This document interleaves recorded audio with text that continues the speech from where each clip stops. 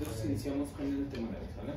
No hay conflictos de intereses para esta sesión. Bueno, lo primero que necesitamos pues tres elementos. Necesitamos un paciente con una ventana adecuada. Si no tenemos un paciente que tenga una adecuada ventana, no vamos a poder hacer una ecocardiograma. Esto nos debería quedar muy claro. Necesitamos un equipo que sea apropiado, que tengamos un transductor que es para realizar un ecocardiograma. Sin embargo, si utilizamos algún transductor convexo en una ventana subsifoidea, también lo podemos llegar a realizar sin tanto problema, ¿vale?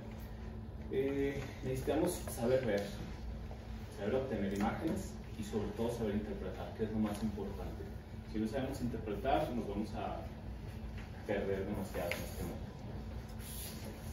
Existen modalidades básicas que necesito que se familiaricen con ellas y las conozcan. La primera es el modo M o Motion, que es el primer modo que se desarrolló para ultrasonido. Básicamente lo que vamos a ver es como si fuera una rebanadita de pastel. Entonces, bueno, en equipos nuevos, prácticamente todos los que conocemos en este momento, vemos primero en un modo bidimensional y posteriormente nosotros hacemos un corte. Antes de esto lo que se hacía era el corte directo, ¿no?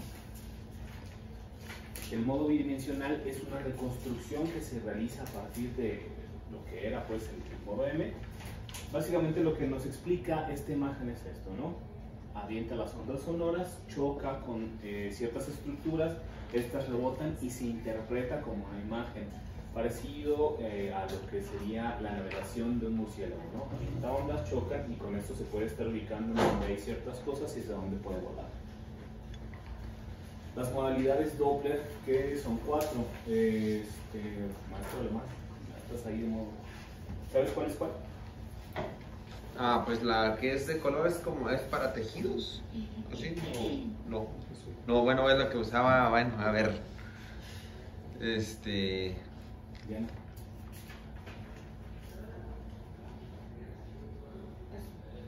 Pues está el Doppler color, ¿no? Ok, al menos me hubiera gustado que conocieran con la que se supone que están un poquito más familiarizados.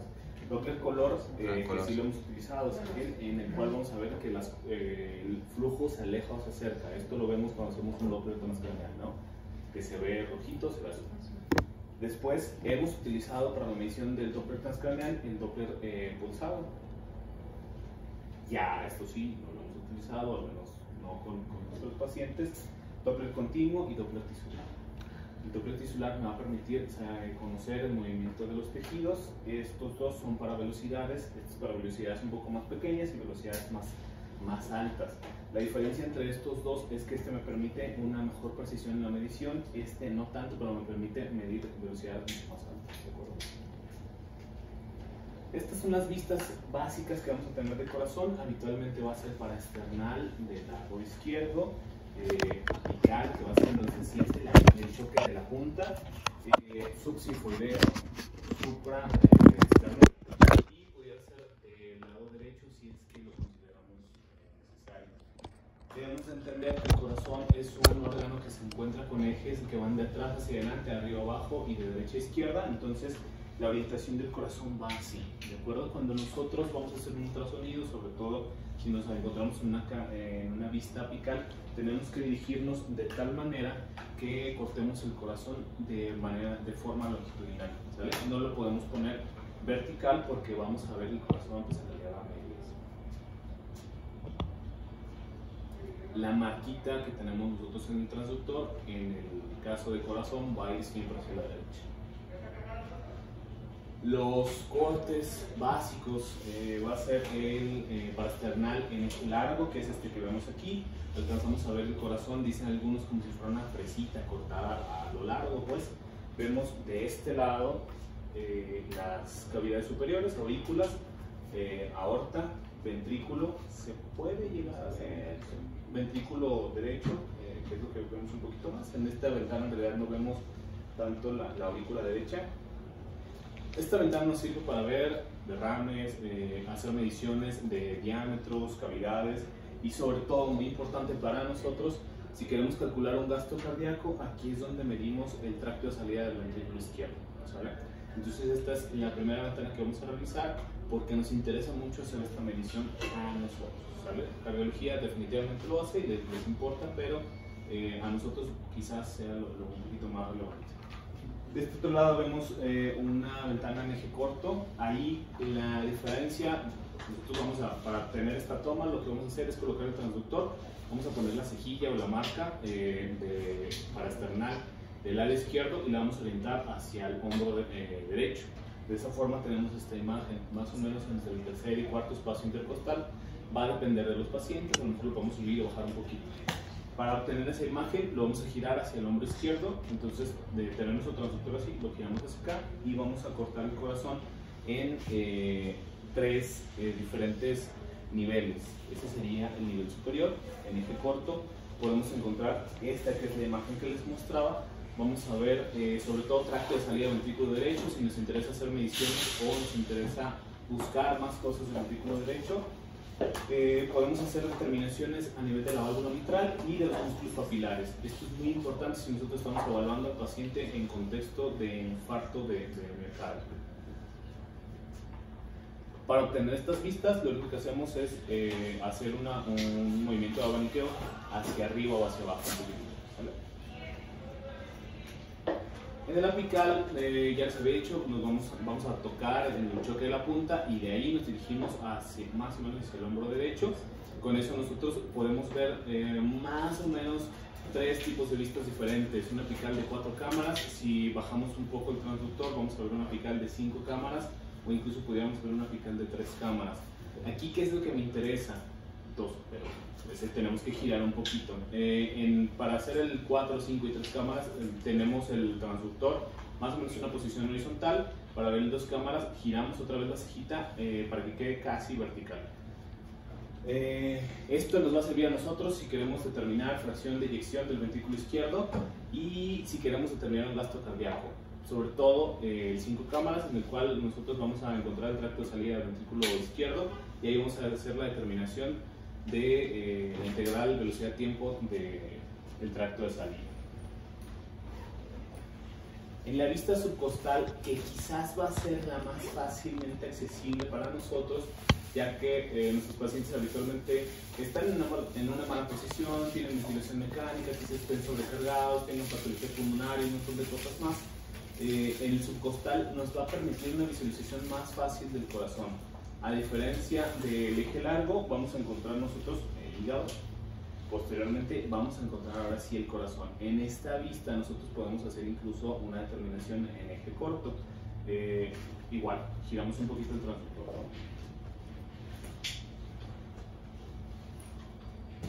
Nosotros habitualmente hacemos mediciones de la vena cava inferior, entonces ya están familiarizados un poco con esta vista, más o menos ubican los vasos, más o menos saben qué es la vena cava inferior y las suprahepáticas, ¿no?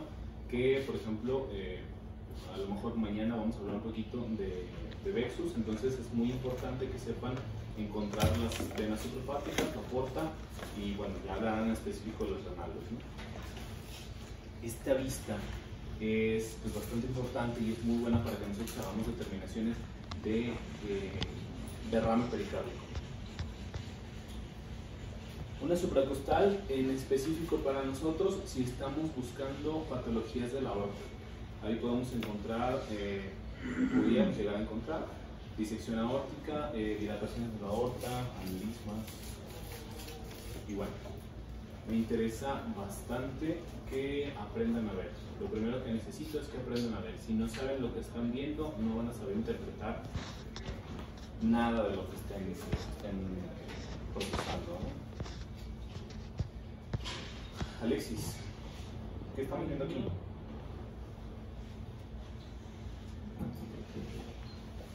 ¿Qué tipo de proyección estamos viendo aquí?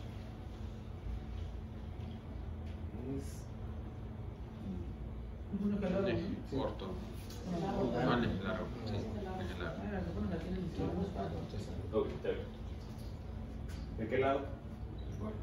¿Y en dónde es que está viendo ahí? Porque el corto puedes ver desde las válvulas, los músculos papilares. ¿Qué válvula es? Bueno, para que se les haga más fácil interpretar esto, definitivamente este es un eje largo, alcanzamos a ver el ventrículo derecho, el ventrículo izquierdo, aurícula izquierda y esta es la aorta, ¿no? Tracto de salida y demás. Ahorita vemos cómo hacer la determinación. De este lado sí vemos un eje corto y si se fijan, con mucha imaginación, parece como si esto fuera una boquita de pescado que se abre y se cierra, se abre y se cierra, se abre y se cierra. Ok, esa es la válvula mitral, ¿va? Si nosotros viéramos o hiciéramos un enfoque hacia los músculos papilares, no se ve esta boquita de pescado que se abre y se cierra, nada más se ve el movimiento de los músculos papilares. Y algo muy importante, el ventrículo derecho, aún en esta vista, pues se ve como que es un ventrículo más pequeño, como si abrazara al ventrículo izquierdo, pero tiene esta forma, pues, ¿sale? Y si nos subimos un poquito más, vamos a alcanzar a ver la válvula aórtica, alcanzamos a ver la tricúspide, alcanzamos a ver la pulmonar y podemos hacer determinaciones del ventrículo derecho. Ahí quedamos. El eje corto. Sigue siendo el eje corto. Esa es la proyección que les acabo de describir. Ahí alcanzamos a ver el tracto de salida del ventrículo derecho, válvula aórtica, la aurícula derecha, aurícula izquierda, ¿no? De este lado vemos muy bien la válvula mitral, el ventrículo derecho. Si hiciéramos un poquito más de enfoque hacia este lado, veríamos de cualquier forma un ventrículo derecho que pareciera más largo, que abraza un poquito el ventrículo izquierdo, pero que no es más grande que el ventrículo izquierdo. Es muy importante, es bastante importante que aprendan a optimizar la imagen. Yo he visto que han utilizado el ultrasonido y entiendo, es algo de principiante. Lo primero que hacen es subirle las ganancias hasta que se vea blanco y más blanco, ¿no? Entonces esto nos va a impedir una buena visualización. Tenemos que tener la imagen que sea más oscura pero visible, que sea más delimitada, que sea lo suficientemente amplia. No quiero que esté muy cerrada, no quiero que esté demasiado amplia, sino que no me permita que yo me distraiga con cosas que no necesito. ¿Vale? Podemos ajustar el foco, hay un botoncito que dice Focus, lo podemos subir o bajar al sitio que a mí me interesa. Ajustar los armónicos, en algunos equipos tiene esta opción, pues creo que el de nosotros sí lo tenemos, sí lo he visto. Y si vamos a hacer mediciones de Doppler color, hay que tratar de limitar la ventanita de Doppler. Entre más amplitud le demos, peor va a ser la determinación que nosotros hagamos, ¿sale? Le va a pedir al procesador más capacidad y por lo tanto va a procesar menos imágenes. Por este motivo va a ser más difícil que hagamos una buena determinación. Si vemos de este lado, es una imagen que está demasiado oscura, de aquel lado es una imagen que está demasiado blanca. Hay que tratar de estar en el medio, un poquito más pegado a su camino. En este otro ejemplo vemos demasiado por debajo del corazón, en el otro pues se pierde un poquito. Igual, hay que tratar de caer en un punto medio. En esta, si se fijan, de aquel lado está muy cerrada la ventanita que estamos viendo, entonces hay que tratar de ampliarla un poquito, ¿no? Bueno, el ventrículo izquierdo, lo que todo el mundo cree que domina, pero nadie conoce en realidad.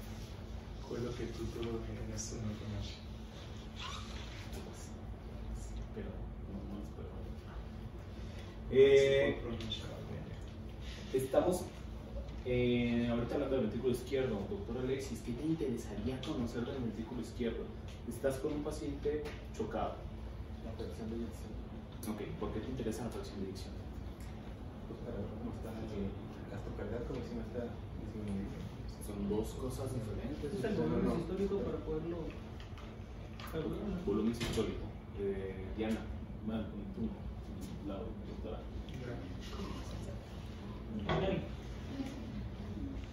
Misma pregunta.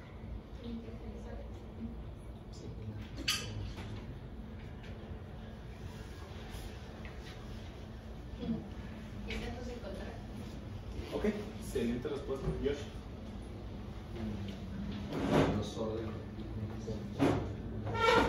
Muy bien. Yo creo que todas son las observaciones. Sí tenemos que hacer una evaluación cualitativa, semi-cuantitativa, cuantitativa y una evaluación de la movilidad. Nosotros eventualmente podemos llegar a desarrollar tal nivel de experto que con ver la movilidad de un corazón podamos determinar más o menos la fracción de eyección. Esto es algo importante porque si yo le pregunto otra vez a Alexis que le interesaba la fracción de expulsión del ventrículo izquierdo, ¿sabes medirla? Entonces es mucho más fácil que entrenen el ojo para calcular una fracción de eyección de forma visual. Hay una modalidad de ecocardiografía para no cardiólogos que se llama Focus, en la cual tienen así como unos prototipos, ¿no? De que fracción de eyección disminuida, fracción de eyección preservada. Entonces, en una clase previa ya les he presentado fracciones de eyección disminuida y aumentada, o bueno, normal. Entonces, si nosotros vemos que el corazón se mueve bien, que las válvulas mitrales se mueven bien, que tenemos una buena movilidad de la pared, nosotros podemos asumir que la fracción de eyección se encuentra bien, pero les voy a dar unas determinaciones que nos van a ayudar a ser más precisos en esto. Van a ser determinaciones que no son precisamente la fracción de eyección y de todas nos la vamos a ver, pero nos van a ayudar a saber bien o mal, ¿sale? Bueno, de ahí me interesa que sepan más o menos los diámetros porque los podemos llegar a visitar. El diámetro del septum interventricular, el diámetro del ventrículo izquierdo en diástole y de la pared posterior. De ese lado vemos el tracto de salida del ventrículo izquierdo. Aquí es algo relevante porque si eventualmente vamos a querer tomar un gasto cardíaco, nos va a servir bastante, ¿no? Tracto de salida del ventrículo izquierdo, hay una página que les estoy referenciando varias veces ahí. Hay un tutorial de cómo se hace la medición del tracto de salida del ventrículo izquierdo. Si quieren lo pueden revisar, es en realidad bastante bueno. De cualquier forma, de una valva a otra cuando están abiertas, ¿vale? No hacemos la determinación más adelante, ahí estamos midiendo otra cosa, estamos midiendo la raíz de la aorta, estamos midiendo otras cosas que no son el tracto de salida del ventrículo izquierdo, ¿de acuerdo? En una evaluación cuantitativa podemos hacer un subrogado de la fracción de expulsión, que es la fracción de acortamiento. No nos está diciendo cuánto tiene fracción de eyección este paciente, pero asumimos que es buena. Y hay una fórmula que nos ayuda a calcular pues, la fracción de expulsión del ventrículo izquierdo, nada más multiplicando cuánto tenemos de fracción de expulsión. Esta determinación es muy fácil porque lo que vamos a hacer, en este caso lo estamos haciendo por método de Teichholz. En un modo M cortamos el ventrículo izquierdo, hacemos la determinación y lo que vamos a medir son diámetros. Diámetro en diástole, diámetro en sístole, o sea, mayor menos el menor entre el mayor por 100. Lo normal está entre 25 y 40%. Si estamos en eso, la fracción de expulsión es correcta. La fracción de expulsión la tenemos que determinar con base en... La podemos hacer con modelos que son anteriores. El modelo actual es el de Simpson y el modelo de Simpson se basa en la determinación del área de 40 discos.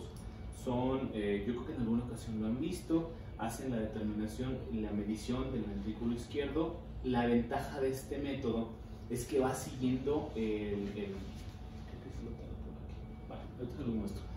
Va siguiendo el ventrículo izquierdo independientemente de su geometría, porque con este método lo que estamos asumiendo es que el ventrículo izquierdo es sano y su geometría es perfecta. Entonces todo de aquí para adelante está bien.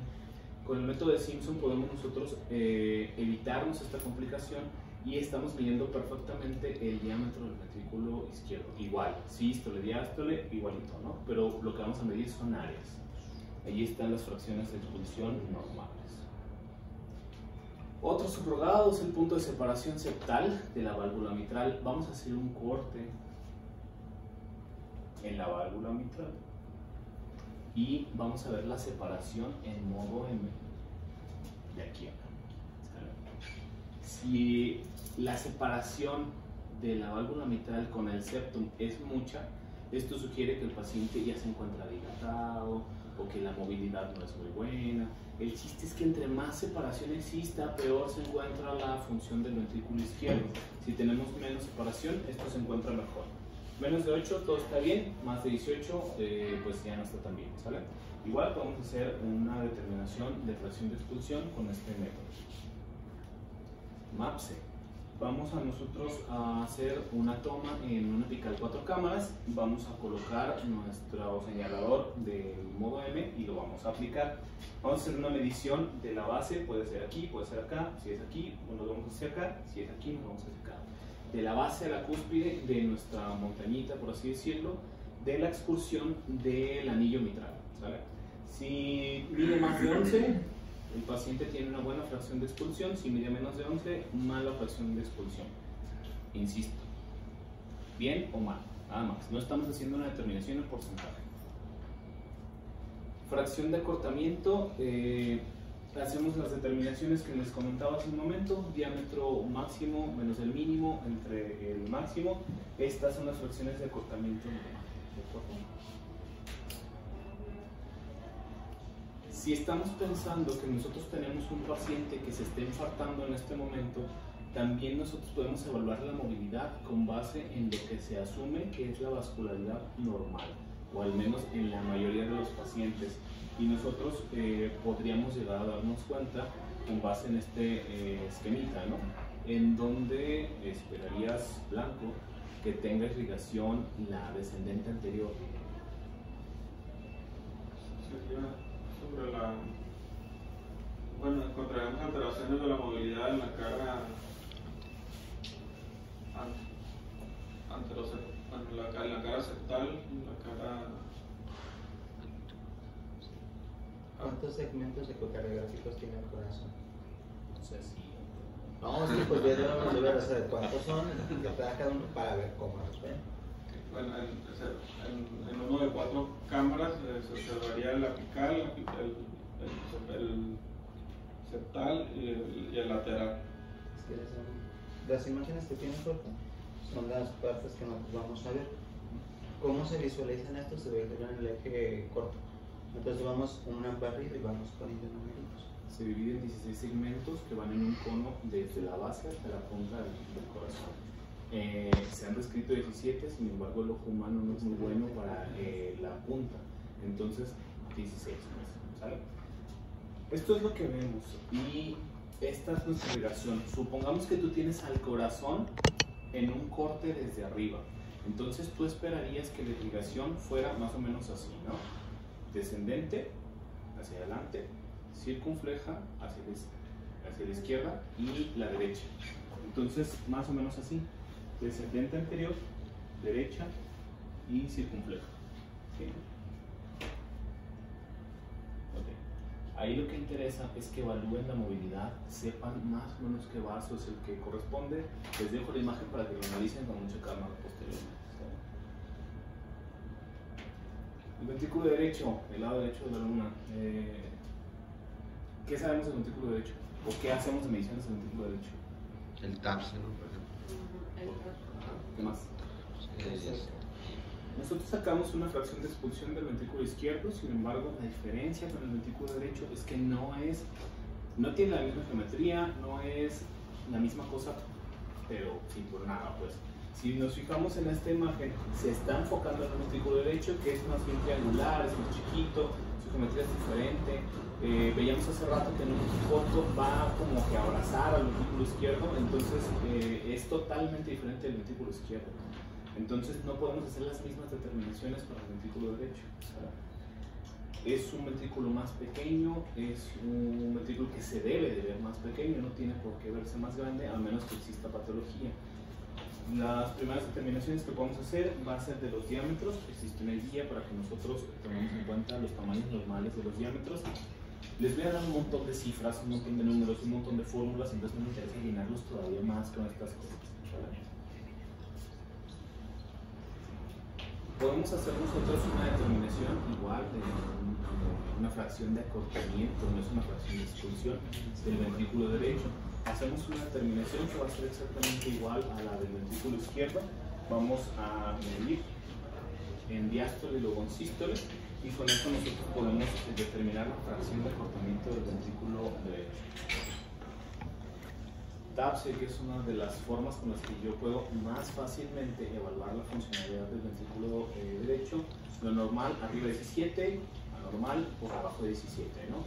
De la misma forma es una excursión del anillo tricuspidio, entonces me voy a localizar hacia la parte lateral del anillo tricuspidio y voy a hacer esta medición de la misma manera, ¿no? En algunas máquinas de eco, sobre todo las que tienen los ecocardiografistas, es indiferente, pues lo único que hacemos es ponerla aquí o acá, o la podemos llevar acá y nos hace la medición de forma vertical. Bueno, Como parte de la evolución del ventrículo derecho, podemos hacer una determinación de la presión de la aurícula derecha o la PVC. Vamos a hacer una medición de la vena cava inferior y aquí se encuentran los valores de corte para nosotros poder determinar cuánta PVC tiene un paciente, ¿vale? Esto, como ya lo hemos dicho en algunas ocasiones, nos sirve para medir la respuesta a volumen. Nos pudiera llegar a servir para ver la tolerancia a volumen, o sea, qué tanto le podemos meter más al paciente sin subirle mucho más la PVC, ¿de acuerdo? Pero el hecho de que la PVC no salga baja no significa que yo le voy a meter agua y que el paciente va a responder.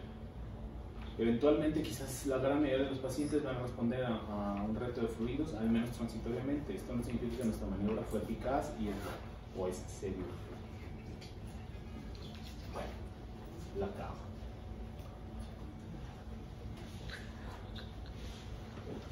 La determinación de la cava inferior ya lo han hecho ustedes en algunas ocasiones. Creo que es algo que no les ocasiona bastante conflicto. Me parece que es algo pues relativamente sencillo. Saben hacer la medición de la expulsión de la cava, si está intubado o está extubado. Bueno, ya vamos a decir distensibilidad o colapsabilidad, ¿no? Al final de cuentas, expulsión. Entonces no creo que sea algo con lo que tengan muchos problemas. El pericardio, esa capa que cubre el corazón y que nosotros no podemos casi ver, a menos que sea una tomografía o que sea un ecocardiograma. Nosotros básicamente nos tiene que interesar saber si el pericardio se encuentra inflamado, en el cual nosotros vamos a ver un pericardio un poquito más grueso, más brillante, o si tiene un derrame pericárdico. ¿Encuentran el derrame pericárdico? Sí, 41 minutos el primer. ¿Y cuándo sabes si un derrame pericárdico está haciendo taponado? Este lo tengo como encima. En el ecocardio. Que nos explique Alexis, que fue el que andaba ahí picando pericardios. O sea que son datos indirectos de taponado y datos directos de taponado. Eso es importante porque es de acuerdo a si te vas a guiar terapia invasiva. Es de que a lo mejor te hace un ecocardio, tengo que darle al cardio o hacerle la pericarditis y te va a morir así. Es por lógica. ¿Qué creen que va a pasar primero? Nos va a colapsar el ventrículo derecho. Y ya después, ¿qué crees que va a haber? Una tensión de las dos burlas. ¿Qué tiene más presión, la aurícula o el ventrículo? Porque el ventrículo. Ok, entonces si tiene más presión el ventrículo, pues te va a aguantar un poquito más. ¿Qué colapsa primero? La aurícula. Ok, empieza a colapsar la aurícula. Luego, La aurícula y luego el ventrículo. hablamos hacer 2 diapositivas de PVC. ¿Qué va a pasar con la PVC? Si No. estoy apretando la aurícula, ¿qué va a pasar? Pues va a aumentar. Ok, entonces voy a tener una vena cava inferior Congestionada. Dilatada. con poca colapsabilidad o expulsión. Ok, ¿qué más? Esto sigue progresando. ¿Qué va a pasar? Con la nivel valvular? Eso es lo más importante. Pues va a haber una insuficiencia. Vas a tener una disminución en TAPSE, que es lo que me interesa que aprendan ahorita rápido, ¿no? Vas a empezar a tener un colapso del ventrículo derecho. ¿Qué más?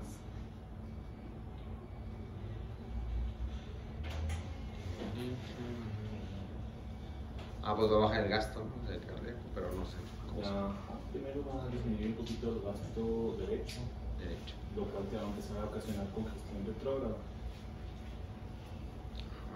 Y pues ya no se está alcanzando a llenar el ventrículo. Ok. Este es uno de los puntos importantes porque vas a tener congestión retrógrada. Si tú tienes una insuficiencia tricuspidia secundaria a un taponamiento pericárdico, vas a encontrar datos, por ejemplo, de una tromboembolia pulmonar. Datos indirectos, porque los datos indirectos de una tromboembolia pulmonar también van a ser que tengas una cava choncha, que tengas estas cositas, ¿no? Y si tú haces Vexus en ese momento y no ves ninguna otra cosa, vas a encontrar datos de sobrecarga derecha. Entonces, si yo me pongo a sonar las venas hepáticas, yo encuentro que el paciente está sobrecargado y es un paciente que tiene un taponamiento pericárdico y le meto furosemida, ¿qué va a pasar? O tiene tromboembolia pulmonar, ¿qué va a pasar? Le va a trabar más el ventrículo derecho. Entonces, esas son las consideraciones importantes porque yo no puedo guiar en un solo parámetro para hacer un diagnóstico y un tratamiento. Tengo que ver al paciente de forma completa. Doctor, si le acabaron de contestar su pregunta. Ok, excelente. ¿Qué vemos en esa imagen? Un eje largo y una apical 4 cámaras. Ah, sí, perdón. Disculpen. Una apical 5 cámaras y un eje largo. ¿Qué ven? Lo que vean. Un derrame del carro, calado. Derrame. Primer punto de un taponamiento pericárdico. Si no hay derrame, pues no hay taponamiento. 2.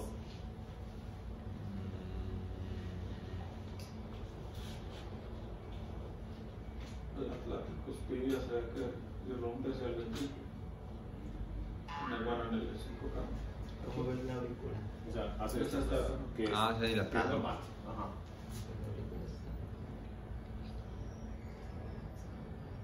Está muy grande la aurícula derecha. Pero ¿qué más hace? Pues ves que está grande. Su movimiento es normal, como que se apachurra un poquito, ¿no? Ok, Sí. usen las palabras que les vengan a la mente. ¿Qué está pasando aquí?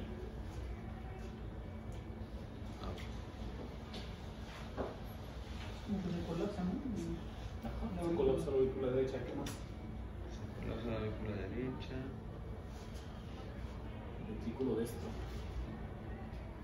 Aquí lo ven.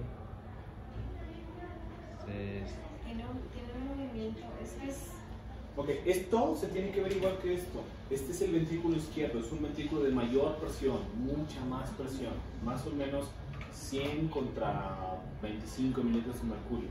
¿Por qué de repente se ve y luego no se ve?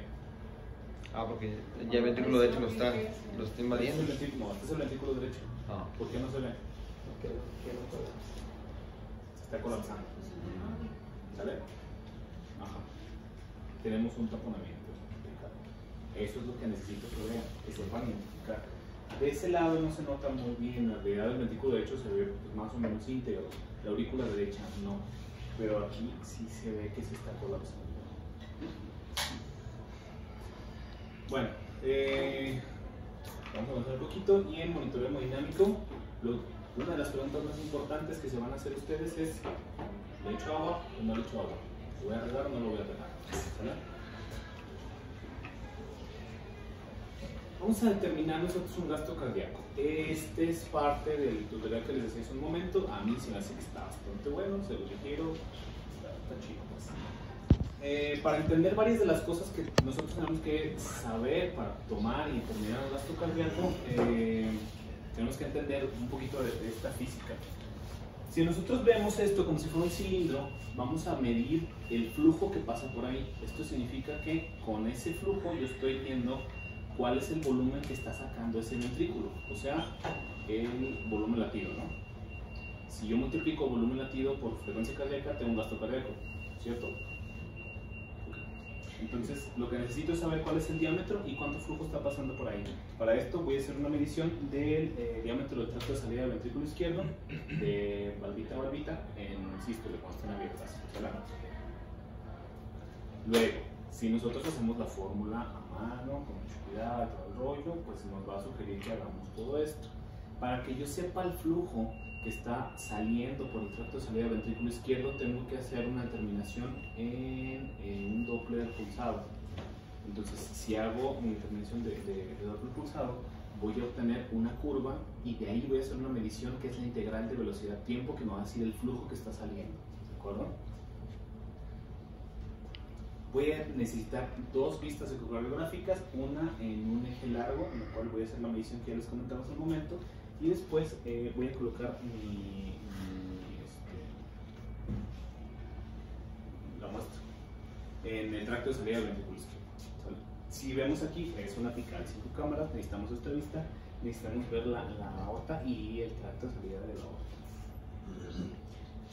Esto es la imagen que yo voy a obtener de mi apical 5 cámaras y esto es lo que yo voy a medir.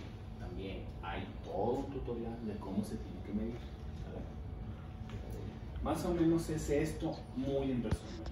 Necesito medir, sacar el área de ese circulito, después voy a calcular el flujo que está saliendo a través de ese cilindro y luego ya puedo tener yo mi volumen latido, gasto cardíaco. ¿vale? Si les cuesta trabajo, les da flojera, lo que ustedes quieran, ahí en esa misma página está esta cosa y ustedes nada más ponen el tracto de salida, el BTI, la frecuencia cardíaca y les da volumen latido, gasto cardíaco y el área de tracto de salida. Entonces es una cosa en realidad muy simple, relativamente. Estas son las fórmulas de determinaciones hemodinámicas que nos van a servir bastante.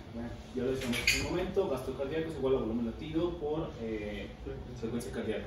Si yo quiero saber si un paciente me va a responder o no me va a responder a volumen, puedo hacer una determinación de volumen latido o de gasto cardíaco o ambas con la formulita, ¿no? Entonces de esta forma yo ya digo, sí, mira, le metí volumen o le elevé las piernas y me subió 15% el volumen latido o 15% el gasto cardíaco. Entonces esto va a ser todo un éxito. La fracción de expulsión, que ya la veíamos hace un momento, las resistencias vasculares pulmonares y sistémicas y la cuña.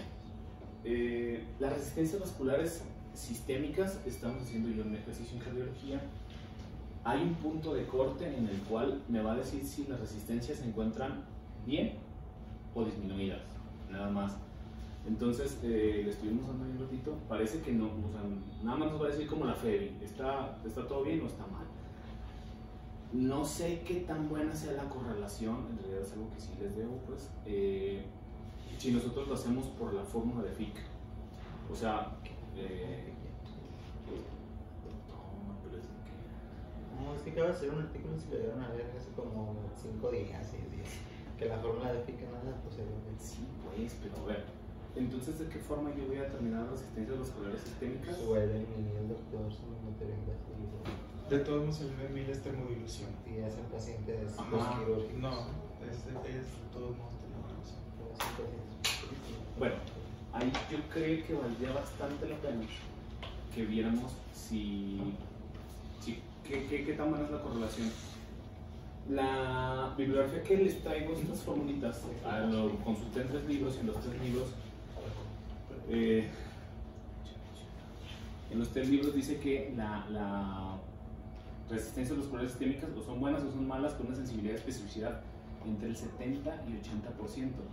O sea, tampoco está tan bien, pues. Y va a ser un poquito difícil para ustedes que lo puedan determinar porque necesita que midan la velocidad máxima de la regurgitación mitral y luego el BTI del ventrículo izquierdo o las pulmonares de la tricúspide y ventrículo derecho.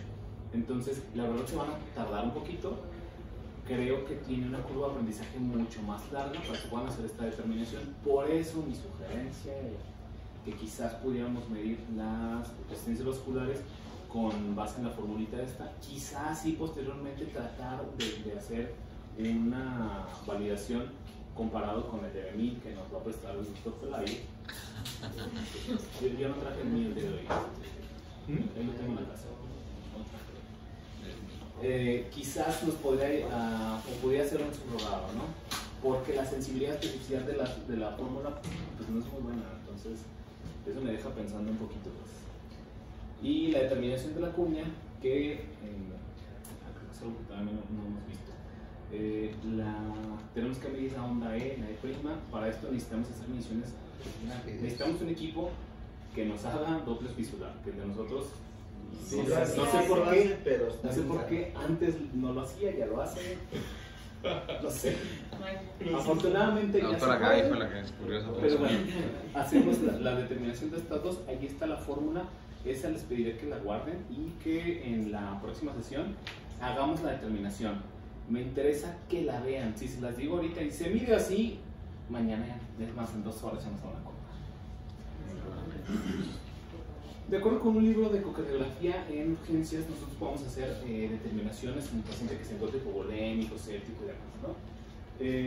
Lo primero que sugiere es que veamos cómo se encuentra la vena cava inferior. Si la vena cava inferior se encuentra con tolerancia a fluidos, hagamos determinaciones de la cuña, cómo se encuentra el patrón de, ahora sí tal cual, de Versus, pues, que en ese momento no se llamaba así.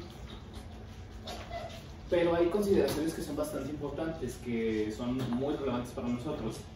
En pacientes que requieren ventilación mecánica, dicen todos los libros de ecocardiografía la determinación de la vena cava inferior no es fiable, porque nosotros estamos modificando las presiones. Entonces nosotros pudiéramos tener falsamente una vena cava que estuviera más choncha de lo que sin esa presión positiva debería de estar. Entonces no es una buena determinación para que nosotros podamos estimar si al paciente le falta o no le falta agua.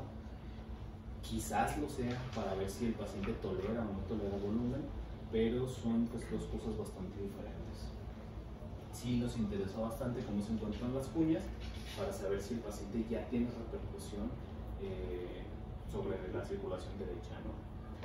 La evaluación en sepsis es muy importante que vean la movilidad. La movilidad nos permite saber si el corazón tiene una asinesia o hipocinesia que sea segmentaria, que quizás tenga un infarto que se encuentre añadido a esa sepsis, o que la movilidad global sea mala y que quizás esté en contexto de una micropotencia por sepsis. Pues tenemos que evaluar gasto cardíaco, resistencias vasculares sistémicas, que aquí creo que esta evaluación hemodinámica todavía no se encuentra tan bien validada como para que nosotros podamos tomar una buena determinación, más porque creo que la mayoría de los libros son por cardiólogos en un contexto de consulta o externo, no se han metido tanto a la evaluación del paciente críticamente enfermo.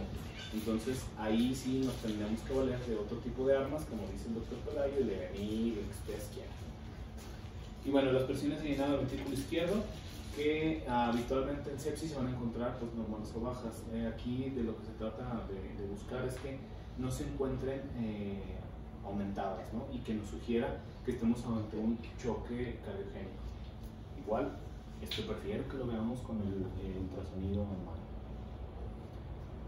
Si nosotros estamos buscando termoembolia pulmonar, que pues, yo creo que ya hemos hecho diagnóstico en más de alguna ocasión, Alexis, ¿qué es lo que tienes que buscar? De forma dirigida, tú estás buscando un trombo. ¿Qué le ves al paciente? En el ecocardiograma, pues datos de falla de ventrículo derecho, TAPS disminuido, Se baja, ¿qué más? Pues a la visualización, hipocinesia.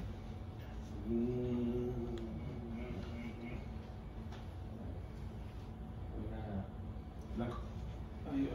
Hay un movimiento del septo balonero, digamos.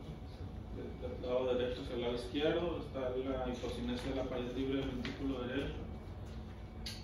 También una cava aumentada. ¿Qué pasa con la tricúspide? ¿No? ¿Qué pasa con la tricúspide? O sea, imagínate que es como una manguerita, ¿no? ¿Qué va a pasar? Si está tocada. Yo encontré que hay una cosa que se llama índice de Tate, que es como una... Sí, el índice de Tate es una evaluación global de ya sea ventrículo derecho o ventrículo izquierdo. Necesitamos hacer Doppler pulsado a nivel de la tricúspide de la mitral, y lo que vamos a evaluar va a ser los tiempos ISO de relajación y de contracción ISO y el tiempo de expulsión. Hacemos el índice y por arriba de 0.8 significa que esto está muy mal. Pues sí nos puede llegar a servir, no es específico, se puede encontrar en todas las patologías que tú quieras y gustes, y me parece que es un poquito más difícil de determinar, sobre todo si estamos, o sea, si la estoy dirigiendo para ecocardiografistas lego. Entonces, creo que sí lo podemos hacer, no es tanta bronca, pero sí necesito el eco para explicarles exactamente en dónde se hace y cómo se hace. ¿Algo más?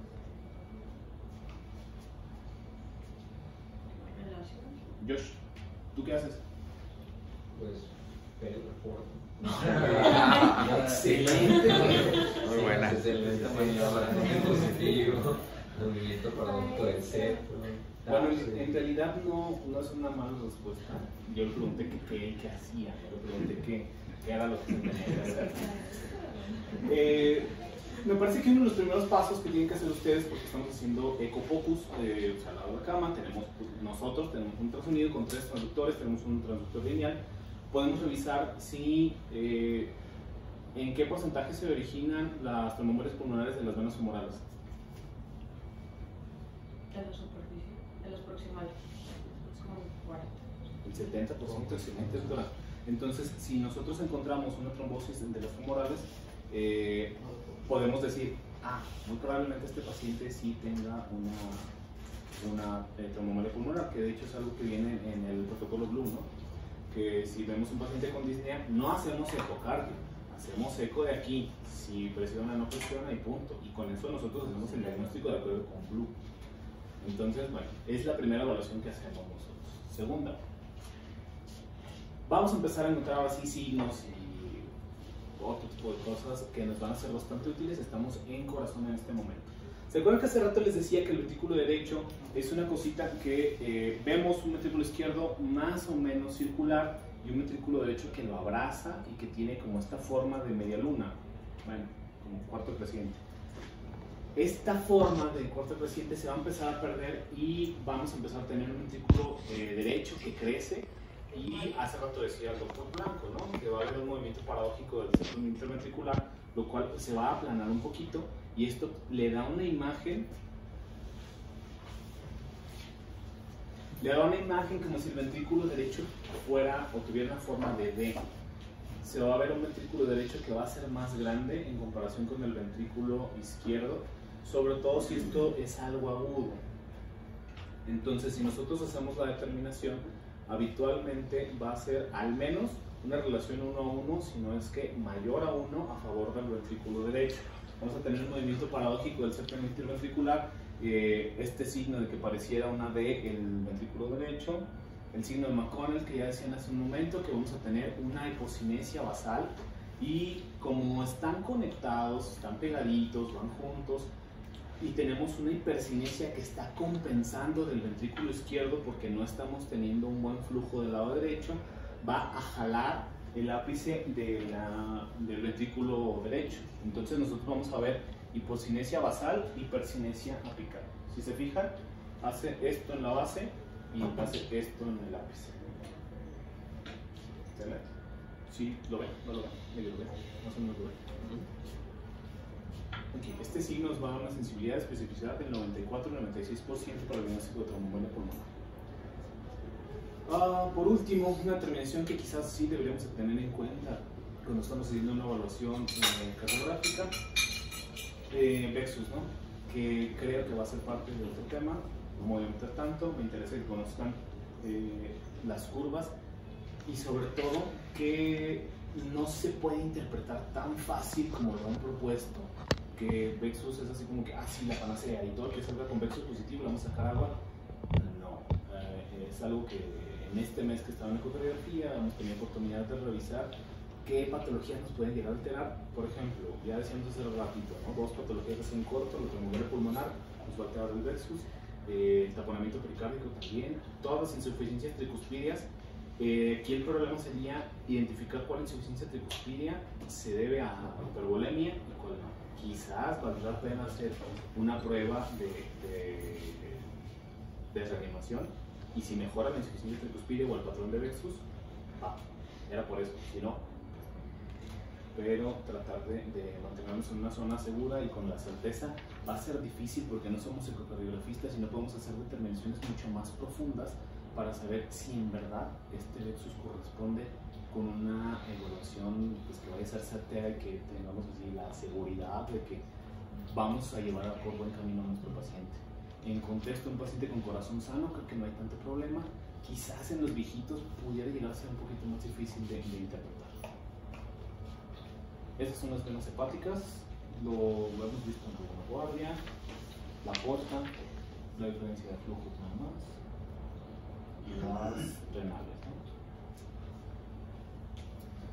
Bueno, esta es la conclusión. Pues en realidad todavía tenemos bastante camino por recorrer como intensivistas para poder hacer una evaluación ecocardiográfica. Cuando yo era residente de medicina interna se hablaba de que los internistas íbamos a hacer eco ya para el 2022 y llegando al 2030 ya todos íbamos a traer el eco en mano y haciendo cosas. En este momento se habla de que los intensivistas ya deberíamos estar haciendo eco transesofágico. Entonces sí, llevamos un montón de retraso con el resto del mundo, pues, pero es bastante importante que sepamos aprovechar las herramientas que tenemos en esta unidad para poder hacer una evaluación de una dinámica que sea mucho más fiable, dejando de lado los memes del doctor Pelayo, de que con dedicatoria para centro médico, no sé cuánto, del FIC, Ajá, sí. Ay, no, no, ¿verdad? qué perros. Sí, qué perros. Ni por qué. Bueno, entonces hace falta que siempre que nosotros tenemos una decisión, sobre todo si tenemos muchos parámetros, hagamos varias determinaciones y estas nos apoyen nuestro diagnóstico, nuestro tratamiento, no guiarnos de uno solo. Habrá pacientes definitivamente en los cuales no vamos a tener una buena ventana, no podemos hacer más determinaciones, quizás serán los menos, pero tratar de tener los más datos disponibles para irnos en un nivel pues, que sea bastante seguro, ¿no? Sobre todo para el paciente. Yo creo que la parte más importante, sí, pues, eco y todo el rollo, pero si no vemos al paciente, si no revisamos al paciente, si no tocamos al paciente y lo oímos, nos vamos a equivocar. ¿Dudas, preguntas, aclaraciones, aportaciones voluntarias, invitaciones a todos?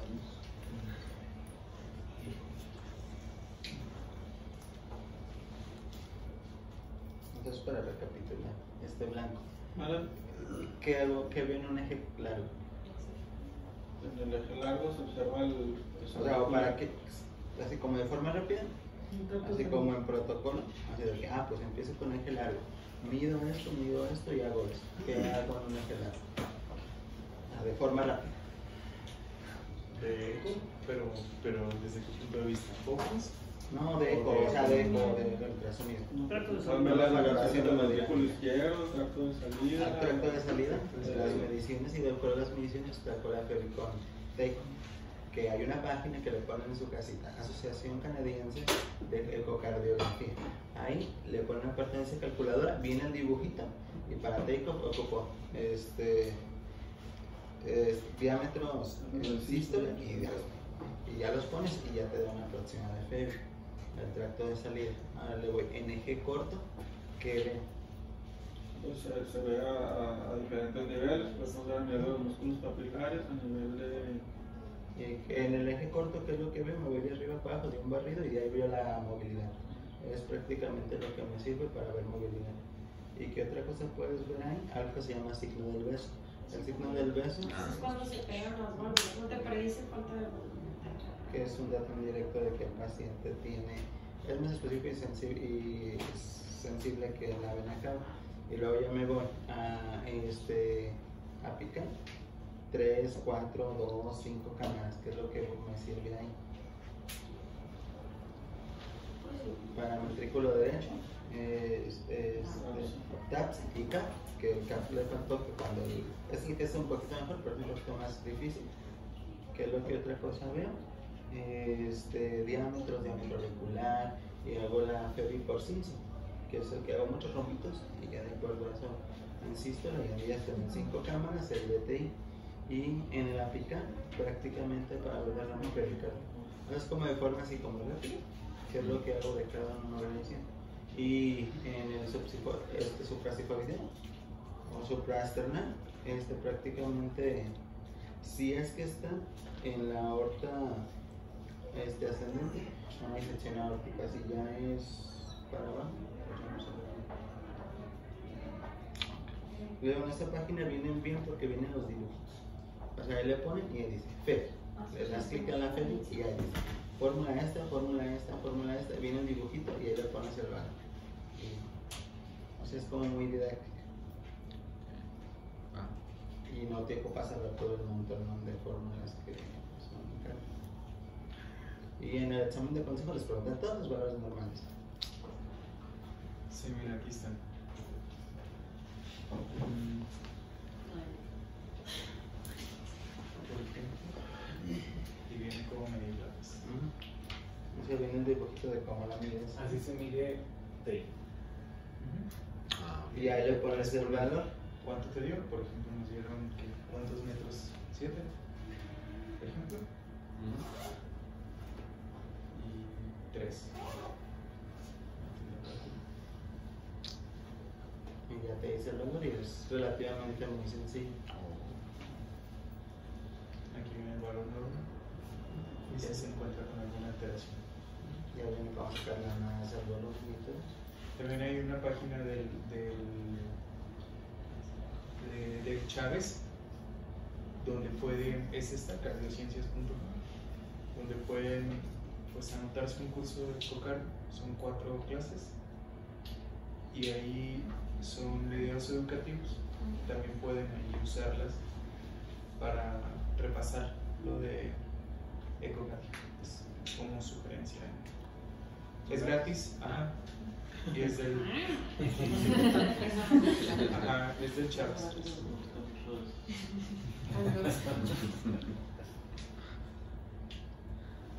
Y en los pacientes ventilados, la apical, bueno, es la más difícil porque el corazón lo tienes que voltear para agarrarla mejor. Entonces, de recomendación, los pacientes delgados que estén estubados, sí, hay que ir agarrando en donde la vas a agarrar, porque el corazón tienes que darle posición. Entonces, al paciente intubado, no que lo voltees, esa batalla es mucho peso. Siempre mejor en pacientes de ventana fácil, delgaditos, que estén despiertos. Mientras agarran. Alexis. Sí, sí. Oye, Alexis, vamos a acostar ahorita en la cama 14. De hecho, la intención es que se supone que esta sesión estaba para 2 días, entonces el lunes lo vamos a seguir y hacemos una práctica con Alexis. Luego vamos a hacer también un.